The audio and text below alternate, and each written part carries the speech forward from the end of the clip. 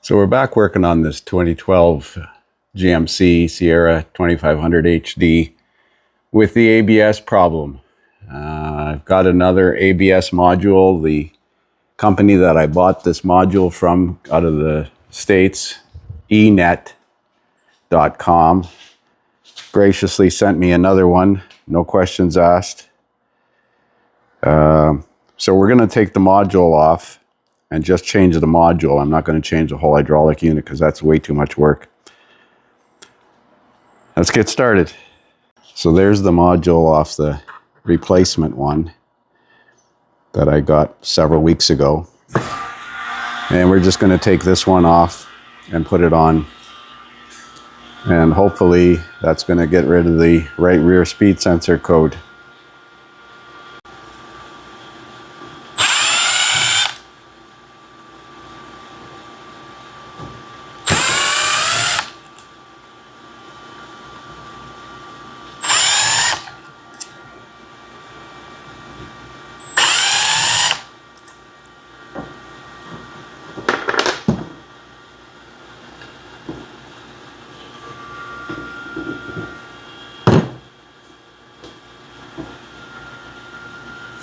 I gotta get a screwdriver.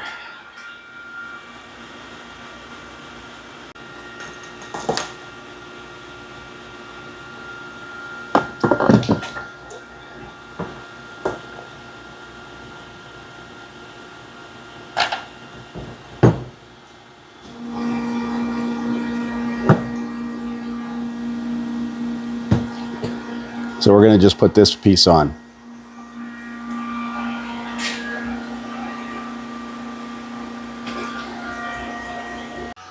So we got the module installed, key on, ABS light is still on, but it's probably because of programming. Let's do a network code scan while I wait for my programming laptop to boot up.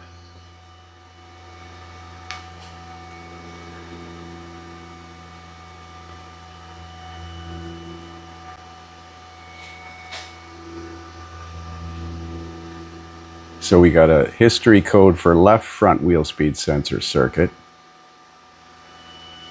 Now this could be stored in history from the module. Low voltage code, right front wheel speed sensor, history DTC, steering angle sensor, history, no, test failed since code cleared, and steering angle sensor history. Lost communication with the radio, it has an aftermarket radio.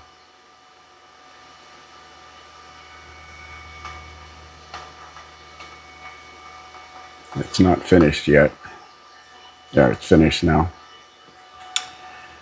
Finish the network scan. So we've got a bunch of history codes in the ABS module, but they could have been there from the previous vehicle because disconnecting the battery doesn't erase the code. So I'm going to do a network code clear.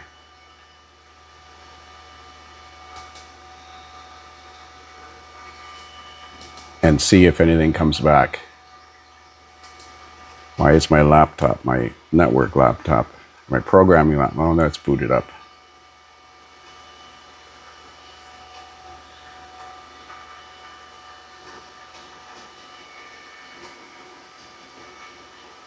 Instrument panel clustered, failed.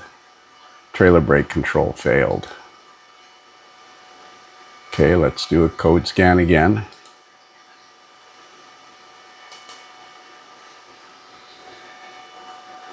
I suspect that no ABS codes.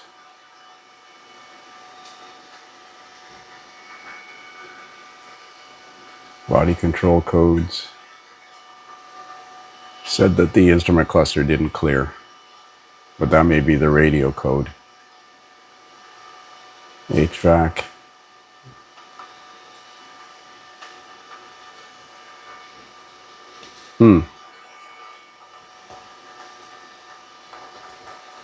Are we done yet? 8 computers analyzed.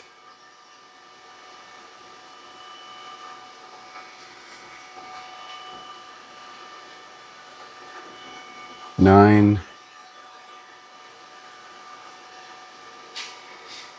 So we got a C0561 system disabled information stored in the trailer brake control module. Well, I'm going to program this ABS module to the correct VIN. Let's go in here and see if there's any module information in here. It's over 8600 GVW and has VSES. The data display functional test. Let's see if it gives me, no.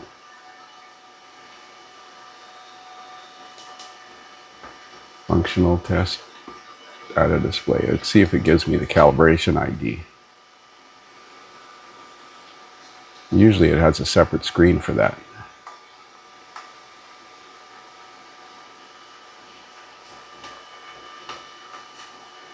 Well, I'm going to program it with the programming laptop and see what happens. So I finally got SPS up and running here. I'm going to go in and program the brake control. Vehicle weight. Under, equal to, or over to. It's 9600.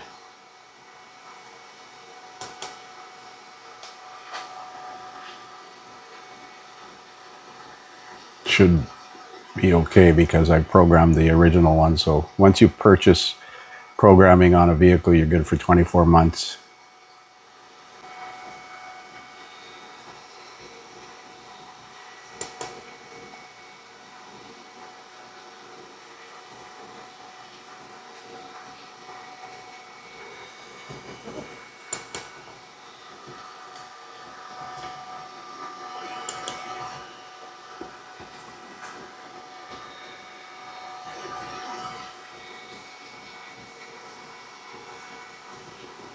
Okay, start programming.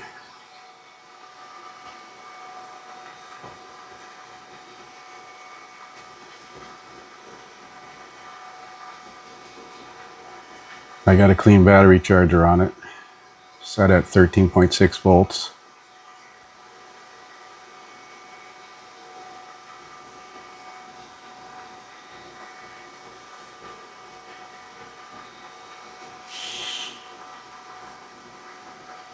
It's making business-like noises over there.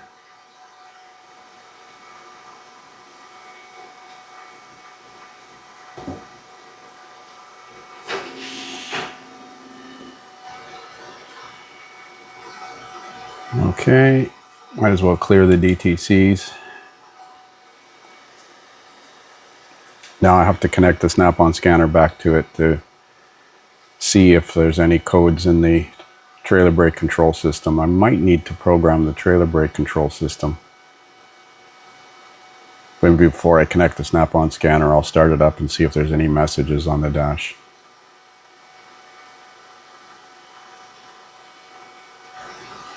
An error has occurred when clearing DTCs. Okay. Well, let's start it up and see what happens.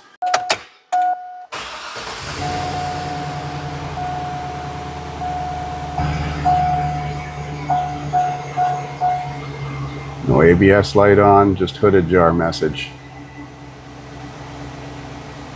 Well, let's do a network scan and see what we got for codes in the system now.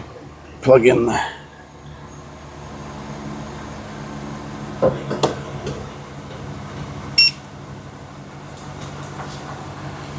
Snap-on scan tool. Oh, it's nice to see the warning lights off. Customer will be happy. So let's do a network code scan one more time. Let's call this one a post scan. I'm not sure that the SPS cleared the codes because it gave me some kind of error message at the end there, but I'm curious as to whether or not the trailer brake code is in history or gone. 5 modules, 6 modules, 7 modules, 8 modules.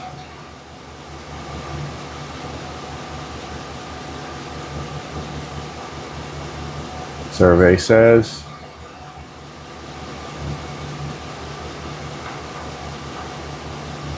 8 modules.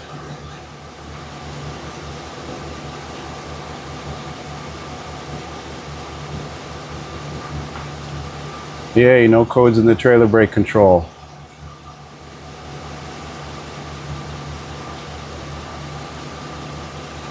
Well, this one's finally fixed. Shout out to eNet. That's ENET.com. They're the suppliers for that module out of California. And they even sent me a return shipping label to send the old one back. I don't know why they want the old one back, but regardless, they're paying for the shipping, so I'm not going to question it. We'll take this thing for a road test.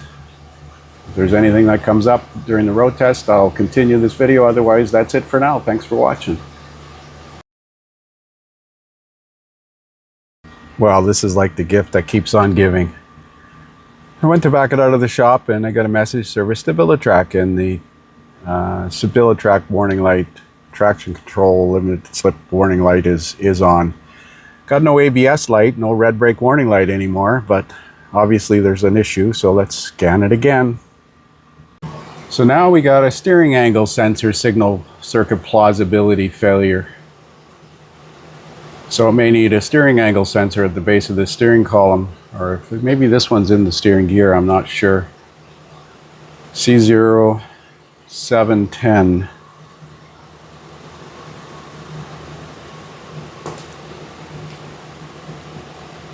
So let's go into the ABS and see if Snap-on has any troubleshooter information. No, it doesn't look like it. So let's look up this C0710 and see what sets that code. So doing a keyword search on Identifix for C0710, the most likely cause of this is the steering wheel position sensor. And I don't know where that is. Verify all tires are the same size, air pressure, verify. Let's see this case. Using scan check values for digital steering wheel position sensor phase A and digital phase B. The values should toggle between high and low as the steering wheel is rotated. Using the scanner, check the values for steering wheel position sensor signal A. This value should be 2.5 volts in the wheel straight ahead and range from 0.8 to 3.8 as the steering wheel is rotated. Well, let's look at data from the ABS. ABS data, signal, I don't know if it's under ABS data or signal data.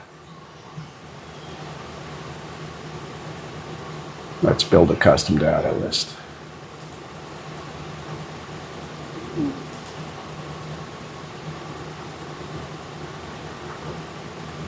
I don't see steering angle sensor in there anywhere. Steering wheel position in degrees.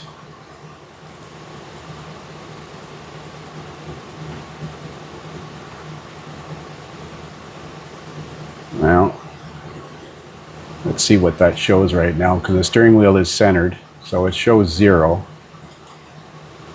Let's look at signal data, maybe it's in there.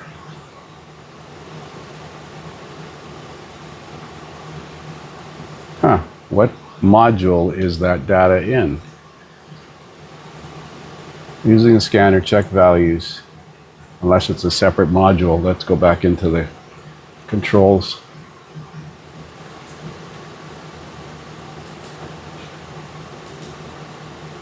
See if there's a functional test to relearn output controls. No. I'm going to look around. So I think I had picked the wrong ABS. I think I picked under 8600 GVW by accident, because now there's troubleshooter. Let's see what troubleshooter says for C070710. C0710.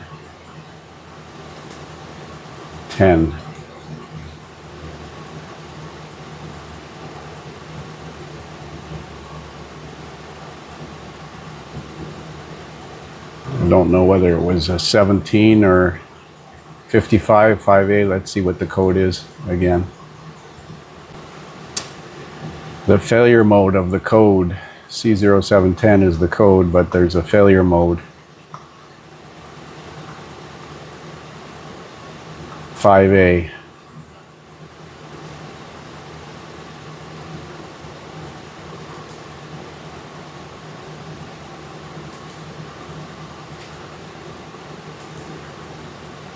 Steering position signal plausibility failure.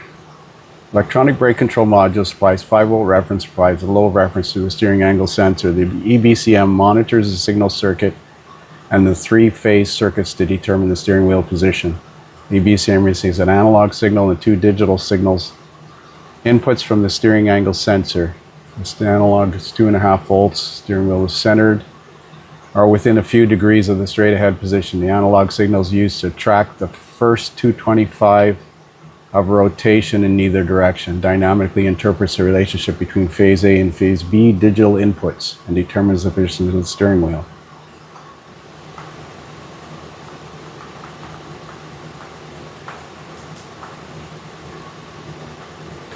So let's go back into the data list now. Maybe I picked the wrong module.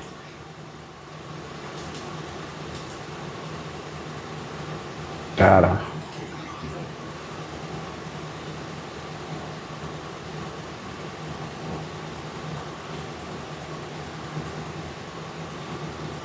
There's position 3.4 degrees.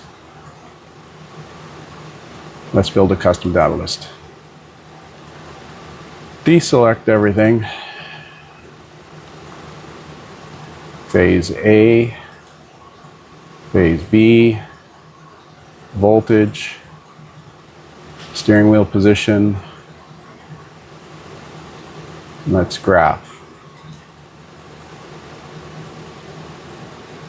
So it says phase A and phase B, it's sitting at 2.5 volts and 0 degrees, or 3.4 degrees right now. Let's swatch these two and see if they toggle as I turn the wheel. Because the message didn't come on until I started turning the wheel.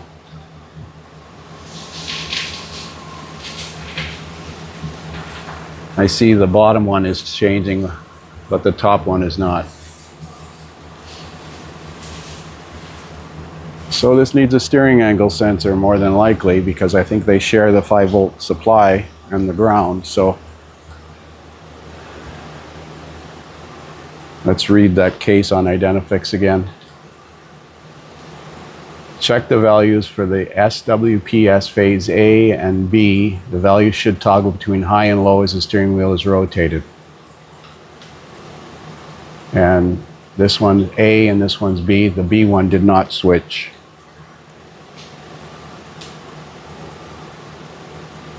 Should be about 2.5 volts when the wheel is straight ahead. Let's pause this and go back to look at what it did. Yes, it went, the analog sensor is working, but this phase B sensor is not.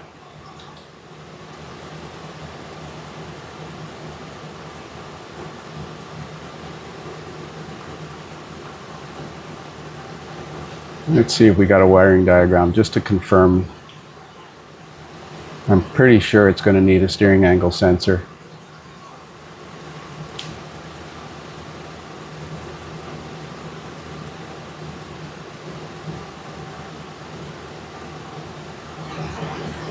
Looking at some of these cases, replace steering wheel position sensor, steering wheel position sensor.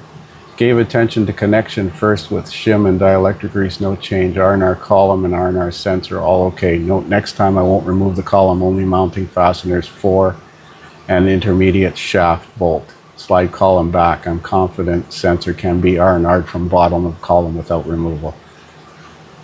Yeah, I've done one before and it's at the bottom of the steering column. Okay. So there's a TSB about connector fretting, but I seriously doubt that's the problem.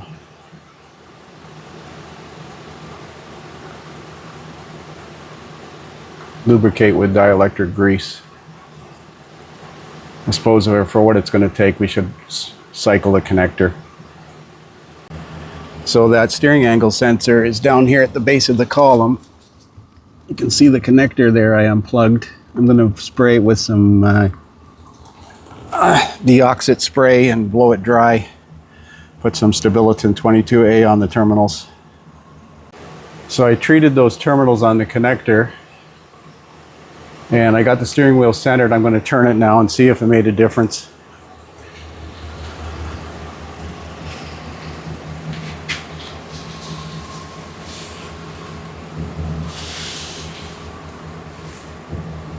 And I may have generated a fault code because it's not producing any kind of a signal whatsoever. Let's clear the codes. So disconnecting that sensor with the vehicle running generated a bunch of codes and probably friends. So let's clear them and see if that restores the operation.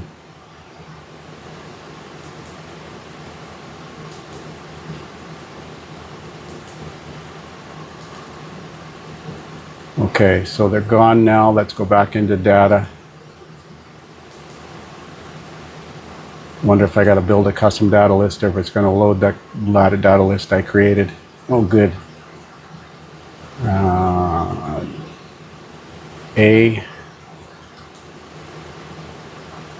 They're in different locations, but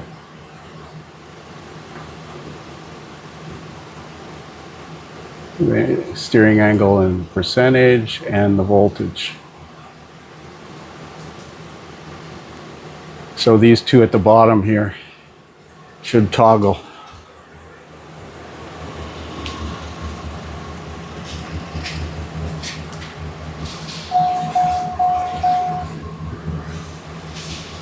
Now, as you can see, you heard the chime come on in the dash and the message came up as soon as I turned the wheel. So I'm sure it needs a phase B sensor. I'm going to look at the wiring diagram, but I'm 99% sure it's going to need a steering angle sensor. So here's the steering wheel position sensor or steering angle sensor. We're going to put it in today. So remove the knee bolster. There's 2 Phillips screws and one 10mm headed bolt. And then disconnect the trailer brake control connector if you have that. Now that sensor lives up there, and you're supposed to drop the steering, take the steering column out, but we're going to try just lowering it. So this has obviously been replaced before. You have to remove this guard because the shifter cable, which is normally routed through this little maze here so it doesn't rub on the steering shaft, wasn't in there, and one of these T25 screws was missing. I should be able to slide the sensor off the back of the column now, hopefully. So we got it back together. I still have to put some trim back on. We got a history code for the steering angle sensor and plausibility, C0710-5A. Lost communication with the radio. It has aftermarket radio in it. And the service trailer brake message is on, but likely because of the anti-lock brake problem. I turned the steering wheel after I started it, and the StabiliTrack message did not come up.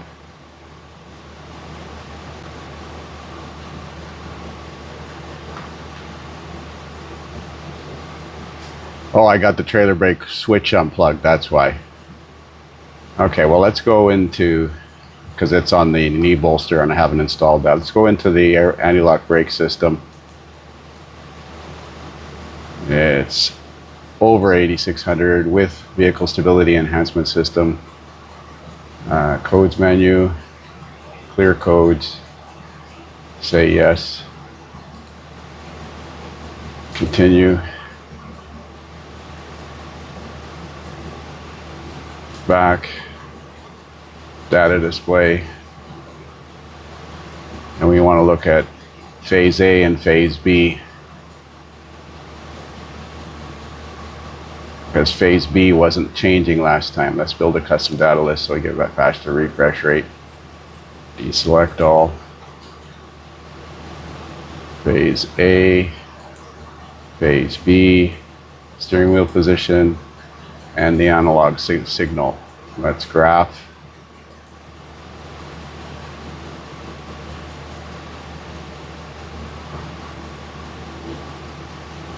So this top one on the left wasn't changing before. It should switch high-low as we turn it.